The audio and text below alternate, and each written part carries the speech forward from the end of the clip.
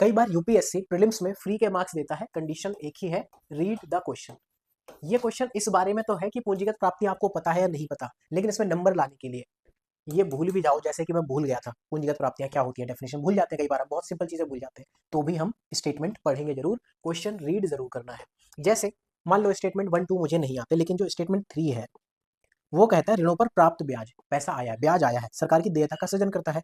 मान लो कि आपने किसी को पैसा दिया था, उसने आपको ब्याज दिया, अब ये आपकी पॉकेट में, आपकी जेब है, जेब में पैसा आ रहा है, तो आपके पास पैसा आया है, प्राप्त हुआ है, ये देयता का सृजन नहीं करेगा, देनदारी नहीं देगा, ये आपको पैसा मिल गया।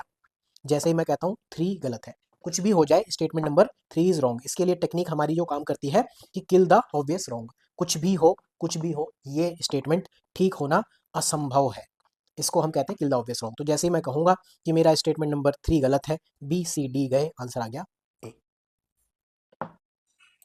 कई बार यूपीएससी प्रीलिम्स में फ्री के मार्क्स देता है, कंडीशन एक ही है, रीड द क्वेश्चन। ये क्वेश्चन इस बारे में तो है कि पूंजीगत प्राप्ति आपको पता है या नहीं पता, लेकिन इसमें नंबर लाने के लिए ये भूल भी जाओ, जैसे कि मैं भूल गया था पूंजीगत प्राप्तियां क्या होती है, डेफिनेशन भूल जाते हैं, कई बार हम बहुत सिंपल चीजें भूल जाते हैं।